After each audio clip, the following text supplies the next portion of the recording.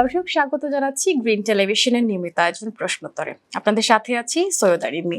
আজকে আমাদের সাথে অতিথি হিসেবে আছেন বাংলাদেশ জাতীয়তাবাদী ছাত্রদলের কেন্দ্রীয় সহসভাপতি শাফি ইসলাম। আমরা কথা বলবো শাফি ইসলামের সাথে। শাফি ভাই, আপনাকে স্বাগত গ্রিন টেলিভিশনের এই আয়োজনে প্রশ্নোত্তর আসার জন্য। আপনি নিশ্চয়ই ভালো আছেন? জি আলহামদুলিল্লাহ, আপনি কেমন আছেন?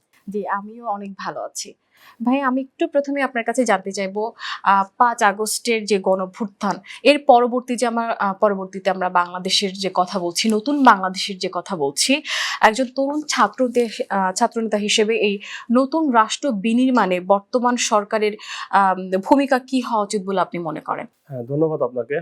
আমরা দীর্ঘ সংগ্রামের পর, গণতান্ত্রিক আন্দোলনের পর গণতান্ত্রিক রাষ্ট্র পেয়েছি। আমরা মনে করি এই সরকার, এই রাষ্ট্র এবং এই দেশ সকলকে মিলেমিশে কাজ করতে হবে গণতন্ত্রের জন্য, মানবাধিকারের জন্য, ভোটের অধিকারের জন্য। যে সংগ্রামটা ছিল দীর্ঘ 17 বছর, যে ফ্যাসিবাদ বিরোধী আন্দোলন ছিল, সেই ফ্যাসিবাদ বিরোধী আন্দোলনটাকে যদি আমরা সার্থক করতে চাই, তাহলে বর্তমান সরকারকে গণতান্ত্রিক এবং মানবিক হতে হবে, এটা আমি মনে করি।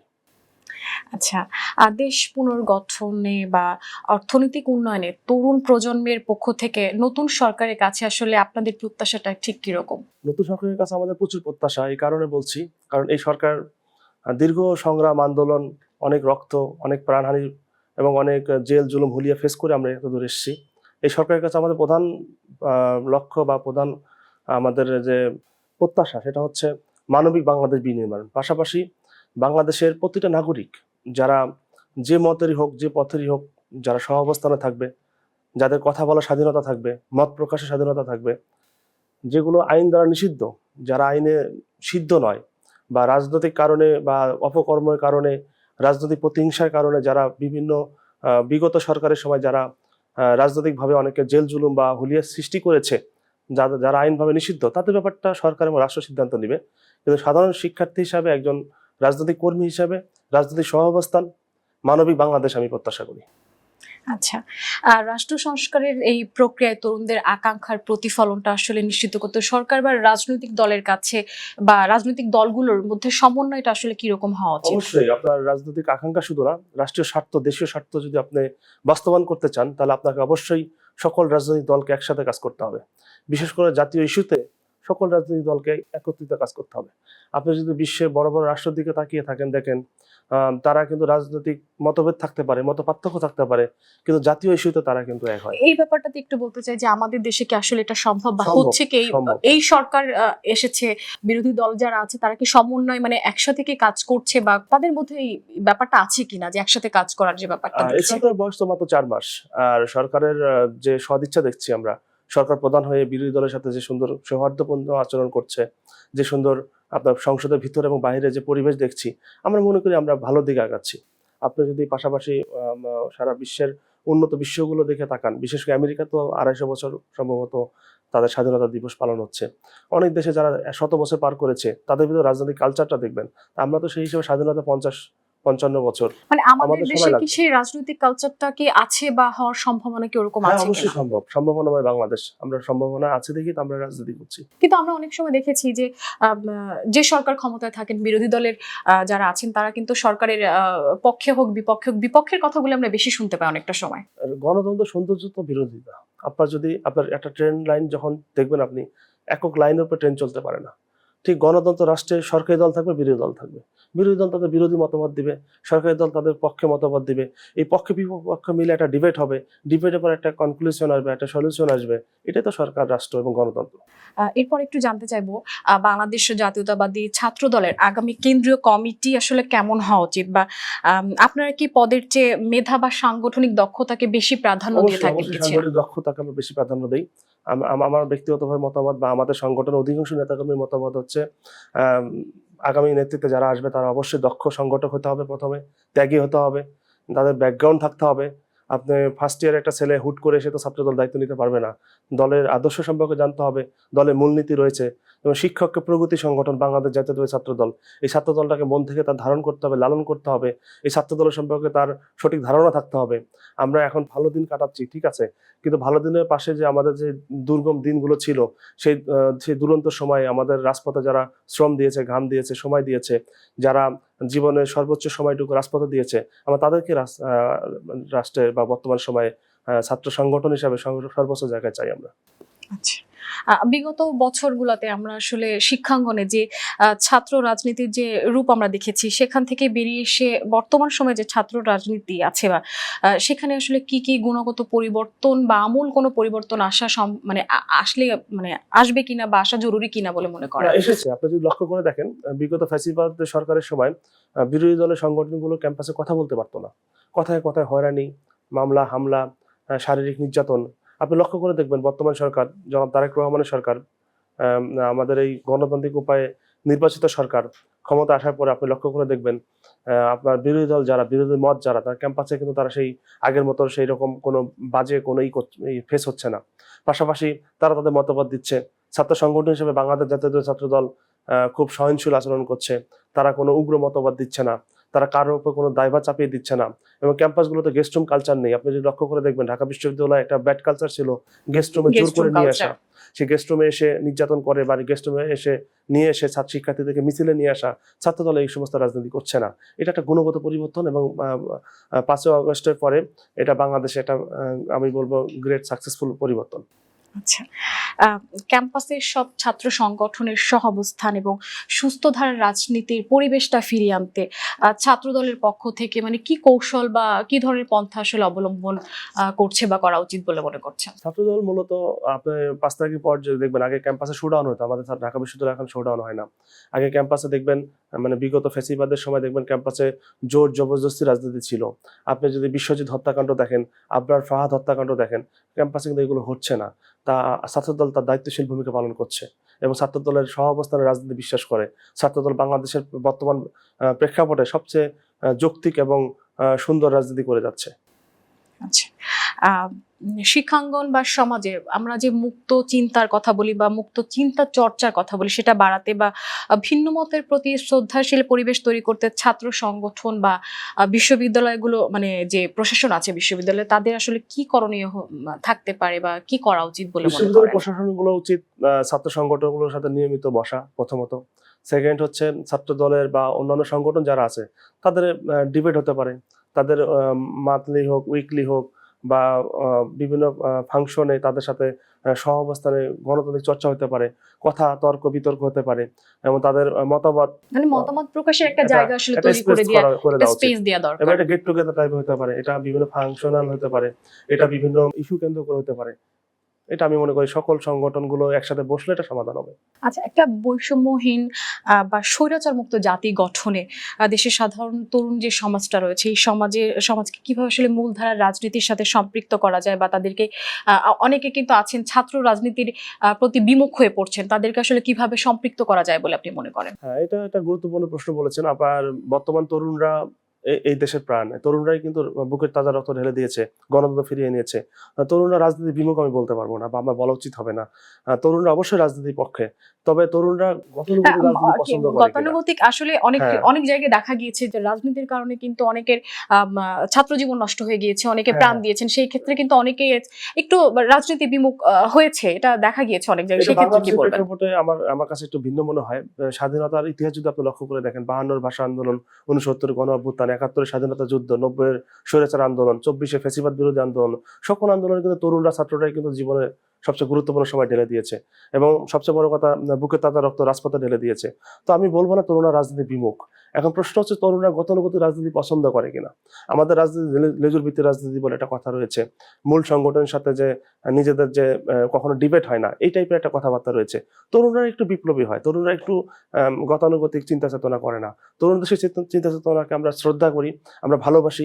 আমরা জাতীয়তাবাদী ছাত্র দলের আদর্শকে ধারণ করে তাদেরকে এই তাদের সেই চিন্তাকে আমরা তাদের পক্ষে অবস্থান নিয়ে তাদের সাথে কাজ করতে চাই। আমরা মনে করি বাংলাদেশ জাতীয়তাবাদী ছাত্র দলের প্ল্যাটফর্ম খোলা, ওপেন প্ল্যাটফর্ম। যে কোনো তরুণ বাংলাদেশের বৈধ নাগরিক, বাংলাদেশের নাগরিক বা বাংলাদেশের ছাত্র, তারা বাংলাদেশের জাতীয়তাবাদী আদর্শে উদ্বুদ্ধ হতে পারে। আমরা এই ক্ষেত্রে তাদের আহ্বান জানাতে পারি।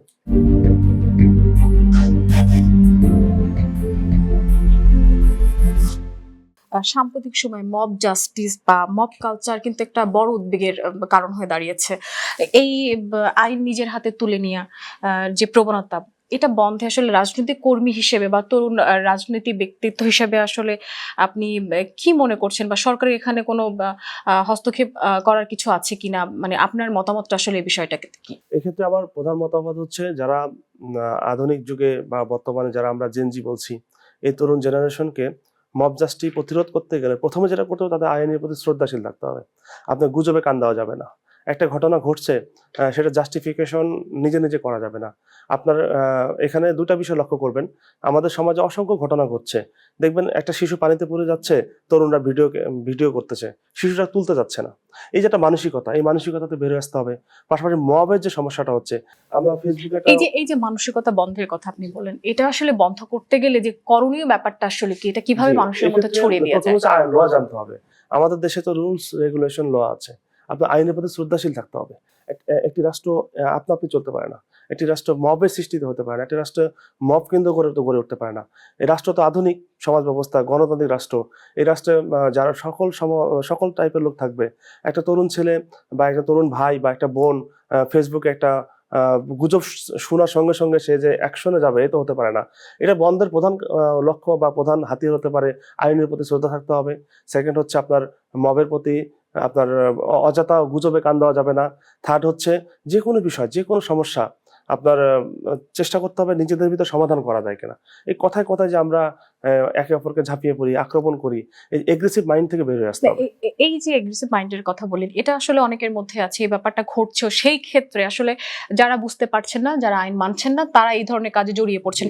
এই ক্ষেত্রে আসলে কি পদক্ষেপ নেওয়া উচিত? মানে এক্স্যাক্টলি এই যারা এই কালচারের সাথে জড়িত, যারা বুঝতে পারছেন, হোক বুঝে হোক না বুঝে হোক, এই ব্যাপারটার মধ্যে জড়িয়ে পড়ছেন, এখানে আসলে কি আইনের কি হস্তক্ষেপ থাকা উচিত?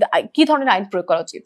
এখানে আপনি লক্ষ্য করবেন বাংলাদেশে কিন্তু সোশ্যাল কালচার গুলো নষ্ট হয়ে যাচ্ছে, অর্থাৎ সামাজিক আইনগুলো। আমাদের যে সামাজিক ভ্যালু, আমরা ছোটবেলায় বা আমরা যেভাবে পারিবারিক শিক্ষা নিয়ে বড় হয়েছি, বাবা মা আমাদের শিখিয়েছে যে এইভাবে কথা বলতে হবে, এইভাবে চলতে হবে। সেই হিসাবে এখন অনেকে বাবা মা সন্তানদের সময় দিতে পারে না। এক আর দুই হচ্ছে সামাজিক ভ্যালুগুলো আগের মতো নেই। আমরা বড়দেরকে শ্রদ্ধা করি, ছোটদেরকে স্নেহ করি, বন্ধুদের সাথে সৌহার্দ্যপূর্ণ আচরণ করি। এই শিক্ষাগুলো আস্তে আস্তে কমে যাচ্ছে। এই কারণটা প্রধানত আমার মনে হচ্ছে আপনার ইনফরমেশন টেকনোলজি প্রচুর পরিমাণ অ্যাবিউজ হচ্ছে। আপনি প্রচুর পরিমাণ মোবাইলে গেম খেলছেন, আপনি মাঠে খেলতে যাচ্ছেন না, আপনি টেলিভিশন দেখছেন, আপনি বিভিন্ন ধরনের পাবজি খেলছেন, কিন্তু আপনার সাধারণ মানুষের সাথে আপনার কানেকশন নাই। আপনি গ্রিন মাঠে যাচ্ছেন, আপনি ফুটবল খেলছেন না, ক্রিকেট খেলছেন না। এই সমস্ত এখন আপনার মানসিকভাবে সাইকোলজিক্যাল একটা চেঞ্জ আসছে। এই চেঞ্জের কারণে আজকে সমাজে এই অধঃপতন।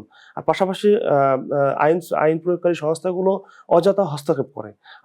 একটা ছোট শিশু বা একটা ভাই আইন ভঙ্গ করতেই পারে। মানে যদি করেও তাকে আগে আমাদের সামাজিকভাবে তাকে বাঁচাইতে হবে। পাশাপাশি রাষ্ট্রীয়ভাবে তো দায়িত্ব রয়েছে। আমাদের রাষ্ট্র দেখেন, আপনি ঢাকা শহরে যদি দেখেন খেলার মাঠ নেই পর্যাপ্ত। ঢাকা শহরে আপনি যদি একটা সুস্থ মানুষ যদি রিক্সায় ওঠে, ৫ মিনিট রাস্তা যদি সে চলে, তার কান ব্যথা হবে, মাথা ব্যথা হবে। এই পরিমাণ ট্রাফিক, এই পরিমাণ গন্ডগোল, এই পরিমাণ মাথায় সাউন্ড আসে। এই যে একটা অব্যবস্থাপনা, এই অব্যবস্থাপনার কারণে সামগ্রিকভাবে আমার কাছে মনে হচ্ছে এই তরুণরা বিক্ষিপ্ত হয়ে যাচ্ছে। পাশাপাশি এই টেকনোলজির যুগে আমাদের যে তরুণ ভাই বোনেরা প্রচুর পরিমাণ গেমস খেলছে বা মিডিয়াতে টাইম দিচ্ছে প্রচুর পরিমাণ, তারা ওই হিসাবে বাস্তবের সাথে কানেক্টেড না। যে কারণে তাদের ব্রেন অল টাইম গরম থাকে, যেকোনো বিষয় উত্তেজিত হয়ে যায়। এই ক্ষেত্রে তাদের সমাধান হচ্ছে তাদেরকে সামাজিক ভ্যালু ফিরে আনতে হবে, পারিবারিক শিক্ষা ফিরে আনতে হবে। পাশাপাশি আমাদের তাদেরকে খেলাধুলার জন্য তাদের যে তরুণ এনার্জিটা, একজন ভাই যার বয়স ১৬ বছর, তাতে প্রচুর এনার্জি রয়েছে। তার এই এনার্জিটা কাজে লাগাইতে হবে। তাকে অবশ্যই খেলার মাঠে আসতে হবে। তাকে পজিটিভ কাজে থাকতে হবে, রাষ্ট্রীয় কাজে থাকতে হবে, তাকে সামাজিক কাজে নিয়ে আসতে হবে। পজিটিভ থাকতে হবে, বা সামাজিক বলি বা রাষ্ট্রীয় কাজে ইনভলভ করার ব্যাপারটা, ঠিক এই জায়গাটাতে আসলে আমাদের, মানে আপনাদের সরকার বা আমাদের যে সরকার বর্তমানে নির্বাচিত সরকার আছেন, বা আপনার সংগঠন বা দলের পক্ষ থেকে, মানে আপনি আসলে তরুণ রাজনীতিবিদ হিসেবে এই জায়গাটাতে আসলে কি বলতে চাইবেন, যে ঠিক কোন ব্যবস্থা বা কোন পদক্ষেপ নিলে এই তরুণ সমাজটা আসলে এগুলো থেকে বের হয়ে এসে সুস্থ ধারায় ফিরে আসতে পারবে? প্রধানত হচ্ছে আপনি যদি জাপানের দিকে তাকান, জাপানের শিশুরা কিন্তু সোশ্যাল ভাবে অনেক মোরাল হয়। এই শিশুগুলো আমাদের যে বোন বা ভাই বা ছোট ভাই বোনগুলো জন্ম নিচ্ছে, এদের প্রথমে সোশ্যাল শিক্ষা দিতে হবে, সামাজিক শিক্ষা, পারিবারিক শিক্ষা, তারপর রাষ্ট্রীয় শিক্ষা আসবে। আমরা কিন্তু প্রথম শিক্ষাটা ফ্যামিলি থেকে নেই। আপনি ছোটবেলায় প্রথম শিক্ষাটা ফ্যামিলি থেকে পেয়েছেন, পড়ালেখা করেছেন, তারপরে আপনি ক্লাস 5, 6, 7, 8 পড়ে আপনি কলেজে এসেছেন, পরে না বিশ্ববিদ্যালয়ে এসে ধাপ পার হয়ে আমরা এসেছেন। এসেছি। তাহলে প্রাথমিক শিক্ষাটা কিন্তু আমাদের সেই পরিবারকে দিতে হবে। আমাদের পরিবারগুলো খুবই ব্যস্ত হয়ে যাচ্ছে। এই পরিবারগুলোকে সন্তানকে সময় দিতে হবে। পাশাপাশি আমাদের সামাজিক যে শিক্ষাগুলো রয়েছে, আমাদের তো সামাজিক কালচার রয়েছে, অনেক স্ট্রং কালচার রয়েছে। আমাদের যে বাঙালি সংস্কৃতি, বাংলাদেশি সংস্কৃতি, এগুলো শিখাতে আমরা ওয়েস্টার্ন সংস্কৃতির দিকে যাওয়া যাবে না। আমাদের যে কথা বলা, খাদ্য অভ্যাস, পোশাক আশাক, এগুলো আমার কাছে মনে হয় যে আমাদের বাংলাদেশে বাঙালিয়ানা নিয়ে আসতে হবে। আস্তে আস্তে দেখবেন এগুলো ঠিক হয়ে যাবে। পাশাপাশি রাষ্ট্র হিসেবে আমাদের সুযোগ করে দিতে হবে। আমাদের আশেপাশে খেলার মাঠ, আমি বারবার বলছি যে কথাগুলো, তারপরে বিনোদন কেন্দ্র, তারপরে ছেলে মেয়েদের যে সুষ্ঠু সুন্দরভাবে পরিবেশ, অবকাশ যাপনের কেন্দ্র, এগুলো আমাদের খুবই অভাব। রাষ্ট্র দায়িত্ব রয়েছে, পরিবারের দায়িত্ব রয়েছে, সমাজের দায়িত্ব রয়েছে, সামগ্রিকভাবে সবাইকে এগিয়ে আসতে হবে। এগিয়ে আসতে হবে। তাহলেই এই যে আপনার রাষ্ট্রের যে ক্রাইসিস, সামাজিক যে ক্রাইসিস, বা আমাদের যে তরুণদের যে ক্রাইসিস, মোটামুটি বুঝতে পেরেছি যে সবকিছু একটা সমাধানের দিকে আসতে পারে হয়তো। আচ্ছা, আপনার কাছে আর একটু ব্যাপারে জানতে চাইবো যে শিক্ষাঙ্গনে বা সামাজিক মাধ্যমে বুলিং ব্যাপারটা কিন্তু খুব চরমে পৌঁছে গেছে। বুলিং এর কারণে কিন্তু অনেক তরুণদের মানসিক ভারসাম্যহীনতার দিকে চলে যাচ্ছে, তার এটা আমরা দেখতে পাচ্ছি। ক্যাম্পাসে র্যাগিং, বুলিং, এটা আমরা সবাই দেখছি। এটা এখনো হয়তো হচ্ছে, আগেও হয়েছে, এখনো হচ্ছে। এটা বন্ধে বা এটা দমন করতে আসলে কি পদক্ষেপ রাখা উচিত? বুলিং তো দুই ধরনের হচ্ছে, একটা হচ্ছে অনলাইন বেজ, আর এটা হচ্ছে রিয়েল। আমাদের সমাজে সামাজিক অবক্ষয়ের কারণে এই ঘটনাটা ঘটছে। আপনি যদি ফেসবুকে বুলিং এর কথা বলেন, আপনি একটা ভালো কন্টেন্ট ক্রিয়েটর যদি হন, আপনি দেখবেন অজস্র বাজে কমেন্টস আপনার ইয়েতে আসবে, আইটিতে আসবে। প্রশ্ন হচ্ছে যারা করছে তাদের তো আমাদের সমস্যাটা কিন্তু সেই গোড়ায়। তাদের পারিবারিক শিক্ষা, তাদের সামাজিক শিক্ষা, যে ভাই বা বোনগুলো এগুলো করছে, যে উদ্দেশ্যে করুক, তার আদর্শ যেই হোক, তার তো এগুলো পারিবারিকভাবে বা সামাজিকভাবে, রাষ্ট্রীয়ভাবে সেগুলো ওইভাবে তৈরি হয়ে আসছে। তাকে তো আগে সংশোধন করতে হবে। এবং সেক্ষেত্রে যখন মানুষ এক্সেস লেভেলে চলে যায়, তখন তো আইন প্রয়োগকারী সংস্থার কাছে যায়। যখন অনেকে আত্মহত্যা চলে গেছে, আপনি দেখছেন যে সোশ্যাল মিডিয়াতে অযথা বুলিং এর কারণে অনেকে আত্মহত্যা করেছে। এটা হয়েছে। সেক্ষেত্রে যে আত্মহত্যা করেছে সে তো মারাই গেল, তার তো আর কিছু পাওয়ার নেই। তাকে অবশ্যই স্ট্রং হতে হবে। তুমি একটা কাজ করছো, তোমার একটা কাজের গতি রয়েছে, তোমার একটা ফিউচার রয়েছে, ভিশন রয়েছে, মিশন রয়েছে, তোমার এখানে অনেকে বাধা দিবে, অনেকে অনেক কথা বলবে, অনেকে হিংসা করবে, তোমাকে থেমে থাকা যাবে না। আত্মহত্যা কোনো সমাধান না। এখানেও কিন্তু পারিবারিক শিক্ষা চলে আসছে, এখানেও কিন্তু সামাজিকতা চলে আসছে। আমরা যে সমাজে বসবাস করি, এই সমাজ অনেক আত্মকেন্দ্রিক হয়ে যাচ্ছে। আমরা বর্তমান যে সমাজে রয়েছি, এই সমাজ অনেক বলা যায় সমাজ অনেকটা একঘেয়ে হয়ে যাচ্ছে। এইগুলো থেকে সবকিছু গোড়া কিন্তু আমি জাপানের উদাহরণটা কেন দিলাম? জাপানের সম্ভবত ক্লাস 5 পর্যন্ত বাচ্চাদের কোনো একাডেমিক পড়ালেখা করানো হয় না, তাদেরকে মোরাল শিক্ষা দেওয়া হয়। তারা জাস্ট খালি নৈতিক শিক্ষা গ্রহণ করবে। নৈতিক শিক্ষাটা এই কারণে গ্রহণ করবে, আপনি যত বড় অফিসার হন, আপনি যত বড় জাপানে যে শিক্ষার কথাটা আপনি বললেন, ওই শিক্ষা ব্যবস্থাটা কি আমাদের বর্তমান সময়ের প্রেক্ষাপটে কি আমাদের দেশে আনা সম্ভব কিনা? এটা অবশ্যই সম্ভব। এই ক্ষেত্রে রাষ্ট্রের যারা দায়িত্ব রয়েছে বা রাষ্ট্রের যারা হত্যাকর্তা রয়েছে, এই টাইপের দায়িত্বশীল লোকদের দায়িত্ব নিতে হবে। আমাদের কিন্তু বিভিন্ন সরকার পরিবর্তন হয়েছেন, এসেছেন অনেকেই, অনেকবার কিন্তু আমাদের এই শিক্ষা ব্যবস্থাটা পরিবর্তনের কথা তারা বলেছেন, অনেকভাবে হয়তো করার চেষ্টাও করেছেন, কিন্তু ফলাফল সেইভাবে কিন্তু আমরা চোখে দেখতে পাইনি।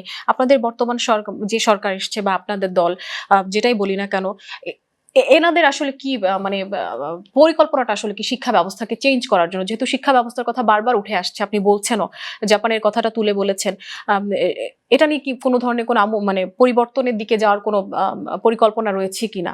থাকতে পারে, এটা আমি জানি না, তবে আমার মনে হয় যাওয়া উচিত। কারণ সবকিছু গোড়া কিন্তু আপনার একাডেমিক শিক্ষা না, মোরাল নৈতিক শিক্ষা যেটা। আর নৈতিক শিক্ষা একাডেমিকলি দেওয়া যায়, পারিবারিকভাবে দেওয়া যায়, সামাজিকভাবে দেওয়া যায়। আমাদের সমাজের প্রত্যেকটা জায়গায় এই নৈতিক শিক্ষাটা দুর্বল হয়ে গেছে। আপনি যদি কোনো সংস্থানে জব করেন, দেখবেন ওখানে নৈতিক শিক্ষা নেই। আপনি যদি কোনো ভালো বিশ্ববিদ্যালয়ে পড়াশোনা করেন, নৈতিক কোনো একাডেমিক কোনো কারিকুলাম নেই। আপনি যদি স্কুলে পড়াশোনা করেন, স্কুলে নৈতিক শিক্ষার কোনো সাবজেক্ট নেই। জি, ওটা চালু রয়েছে। ওটা চেঞ্জ না হওয়া পর্যন্ত আমার কাছে মনে হয় না এটা ঠিক হবে। আচ্ছা, তরুণদের কর্মসংস্থান নিশ্চিত করতে, আর আমাদের দেশে প্রচুর মেধা কিন্তু দেশে চলে যাচ্ছে, তো সেই মেধাকে দেশের কাজে লাগাতে কি ধরনের দীর্ঘমেয়াদী কোনো নীতি গ্রহণ করা মানে দরকার কিনা, বা আপনার মতামতটা আসলে কি? অবশ্যই ব্রেন ড্রেনের ব্যাপারে আমার মতামত হচ্ছে যে এই দেশে বা এই সমাজে, এই রাষ্ট্রে যারা তৈরি হয়েছে, জন্ম হয়েছে, বা রাষ্ট্র যাদেরকে তৈরি করেছে, তাদের অবশ্যই দেশের প্রতি তাদের প্রথমে দায়িত্ববোধ থাকতে হবে। আমি এই দেশে বিশ্ববিদ্যালয়ে পড়াশোনা করে বিদেশে চলে যাব, প্রথমে নিজেকে ঠিক রাখতে হবে। সেকেন্ড হচ্ছে এই দেশের কিছু দায়িত্ব রয়েছে। এই দেশ যদি আমাদের সেই পরিবেশ না দেয়, আমার বুয়েটে যে ছেলেটা মেধাবী ছেলে, যে অ্যারোনটিক্যাল ইঞ্জিনিয়ারিং ভালো বোঝে, তাকে যদি সেই পরিবেশ না দেন, সে তো আমেরিকায় চলে যাবে। সেক্ষেত্রে রাষ্ট্রের দায়িত্ব রয়েছে। আর ব্রেন ড্রেনের ব্যাপারে আমার প্রধান যে বক্তব্য, আমার কাছে মনে হয় বাংলাদেশের চাকরির প্রতি মানুষের না ঝুঁকে উদ্যোক্তা তৈরি করতে হবে। অর্থাৎ সেলফ এমপ্লয়মেন্ট যেটাকে বলছি আমরা। আপনি যদি চিন্তা করেন যে রাষ্ট্র যদি উদ্যোক্তা তৈরি করার দিকে নজর বেশি দেয়, তাহলে এই তরুণগুলো কিন্তু দেশে বাইরে চাকরির জন্য যাবে না। তখন তারা নিজেরাই কিন্তু চাকরি সৃষ্টি করতে পারবে। তারা নিজেরাই তখন এক একজন কোম্পানির এমডি বা মালিক হয়ে যাবে। আচ্ছা, ছাত্রদল কি আসলে সাধারণ শিক্ষার্থীদের অধিকার আন্দোলনের যে অধিকার আদায়ের যে আন্দোলন, তার পাশাপাশি আসলে জাতীয় পলিসি বা নীতি নির্ধারণী বিতর্কে অংশ নেবে? এই ব্যাপারে আসলে আপনি কি বলবেন? নেওয়া উচিত বা নিবে। ছাত্রদল তো সাধারণ শিক্ষার্থীদের সংগঠন। ছাত্র হইতে হবে, ছাত্রদল করতে হবে। ছাত্রদলের যে নীতি নৈতিকতা বা ছাত্রদলের যে আপনি মূলনীতি যদি দেখেন, শিক্ষা ঐক্য প্রগতি, শিক্ষা ঐক্য প্রগতি সংগঠনে যদি আপনার ঐক্য না থাকে তাহলে তো সংগঠন হবে না। যদি শিক্ষা না থাকে তাহলে ছাত্র রাজনীতি হবে না। আর সামনের দিকে এগিয়ে যেতে হবে। রাষ্ট্র যেমনই হোক না কেন, যা হোক হয়েছে, সামনের দিকে এগিয়ে নিয়ে যাওয়ার প্রগতির রাজনীতি আমরা করি। আর সাধারণ শিক্ষার্থীদের সাথে আমাদের অবশ্যই কানেকশন বাড়াতে হবে। আমি মনে করি ছাত্রদল সাধারণ শিক্ষার্থীর সাথে যথেষ্ট কানেকশন করেছে এবং যথেষ্ট কানেক্টেড রয়েছে। আপনি ক্যাম্পাসগুলোতে দেখবেন, আপনি ক্যাম্পাসে যে কোনো বিষয়ে দেখবেন ছাত্রদলের যে ইস্যুতে সাধারণ শিক্ষার্থীদের অনেক উপস্থিতি লক্ষ্য করবেন এবং এটা স্মরণকালে সর্বোচ্চ উপস্থিতি লক্ষ্য করবেন। আপনি যে কোনো ইস্যুতে, জাতীয় ইস্যু হোক, রাজনৈতিক ইস্যু হোক, ছাত্র সংশ্লিষ্ট ইস্যু হোক, ছাত্রদলের যদি কোনো ব্যানার থাকে বা ছাত্রদলের যদি কোনো মানে সাধারণ শিক্ষার্থীদের ব্যাপক একটা অংশগ্রহণ আমরা সেখানে দেখতে পাই। এতে মনে করি ছাত্রদল রাইট ট্র্যাকে রয়েছে। আচ্ছা, একজন তরুণ নেতৃত্ব হিসেবে আসলে আগামী 10 বা 20 বছর পরে আপনি কেমন বাংলাদেশ দেখতে চান? আমি প্রথমে গণতান্ত্রিক বাংলাদেশ চাই। আমি গণতন্ত্রের মূল্যবোধকে ধারণ করি। আমাদের গণতান্ত্রিক আদর্শের জন্য এত সংগ্রাম। আমাদের নেত্রী বেগম খালেদা জিয়া আপসী নেত্রী ছিলেন, গণতন্ত্র লড়াই করেছেন। আমাদের নেতা আদর্শিক জনক শহীদ প্রেসিডেন্ট জিয়াউর রহমান এদেশে বহুদলীয় গণতন্ত্র নিয়ে এসেছেন। আমাদের বর্তমান নেতা জনাব তারেক রহমান এদেশের নির্বাচিত প্রধানমন্ত্রী এবং অনেক মেজরিটি পেয়ে নির্বাচিত হয়েছেন এবং গণতান্ত্রিক সংগ্রামে তার যে অবদান, তার যে ত্যাগ, তার যে ভূমিকা, আপনি যদি লক্ষ্য করেন 17টি বছর সে নির্বাসনে জীবন কাটিয়েছেন। তার উপর অজস্র আক্রমণ হয়েছে। তাকে 111 সরকার তাকে অনেক নির্যাতন করেছে। নির্যাতন, অত্যাচার, জুলুমের শিকার হয়ে সে দেশে বাইরে চলে গেছিল। আবার সে গণতন্ত্রের উপায় ফিরে এসেছে, ভোটের মাধ্যমে ফিরে এসেছে। সুতরাং আগামী বাংলাদেশ 50 বছর বা 100 বছর, 1000 বছরও যদি থাকে, আমার কাছে গণতন্ত্র মানবাধিকারটাকে প্রাধান্য পাওয়া উচিত মনে করি। আচ্ছা, সবশেষে আমি একটা বিষয় আসলে জানতে চাইবো যে দেশের যে সাধারণ শিক্ষার্থী বা তরুণ সমাজ রয়েছে, একজন দায়িত্বশীল ছাত্রনেতা হিসেবে আপনার আসলে তাদের প্রতি কি আহ্বান বা কি বার্তা রয়েছে? প্রধানত তরুণদেরকে সিদ্ধান্ত নিতে হবে তারা কি করবে। সকলের একটা সিদ্ধান্ত থাকা উচিত। কেউ রাজনীতি করবে, কেউ জব করবে, কেউ উদ্যোক্তা হবে, কেউ দেশের প্রতি কমিটেড থাকবে, কেউ ব্যবসা করবে। তো তরুণদের প্রতি আমার প্রধান আহ্বান থাকবে, দেশপ্রেমী হতে হবে। আমাদের দেশ অনেক ছোট হতে পারে কিন্তু আমাদের দেশে অনেক জনসংখ্যা। আমাদের দেশে সম্ভাবনাময় দেশ। আবার 18 কোটির উপরে জনগণ। এই দেশে এই জনগণটাকে জনসম্পদে রূপান্তরিত করতে হবে। যে তরুণ, যে ভাই, যে বোন আগামী বাংলাদেশকে ভালোবাসবে, বাংলাদেশ স্বাধীনতা সার্বভৌমত্বে ভালোবাসবে, এই বাংলাদেশের যে রাষ্ট্র হিসেবে বাংলাদেশ অনেক কিছু ফেস করতে হচ্ছে।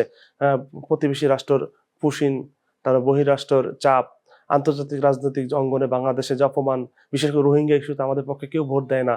একজন তরুণ হিসাবে, একজন সচেতন নাগরিক হিসাবে বাংলাদেশের স্বার্থে সবার আগে বাংলাদেশ যে স্লোগানটি রয়েছে যে বাংলাদেশ ফার্স্ট পলিসি, এই পলিসিটাকে সমর্থন দেওয়া উচিত। শাফি ইসলাম, আপনাকে অনেক ধন্যবাদ ব্রেইন টেলিভিশনের এই প্রশ্নোত্তরে আজকে আসার জন্য এবং আপনার এই মূল্যবান যে মতামতগুলো, যে আপনার কথাগুলো ছিল সেগুলো সবার সামনে বলার জন্য। ধন্যবাদ আপনাকে। আসসালামু আলাইকুম। দর্শক, প্রশ্নোত্তরের আজকের পর্ব এখানেই শেষ করছি। আপনারা সবাই ভালো থাকবেন, সুস্থ থাকবেন এবং থাকবেন গ্রিন টেলিভিশনের সাথে।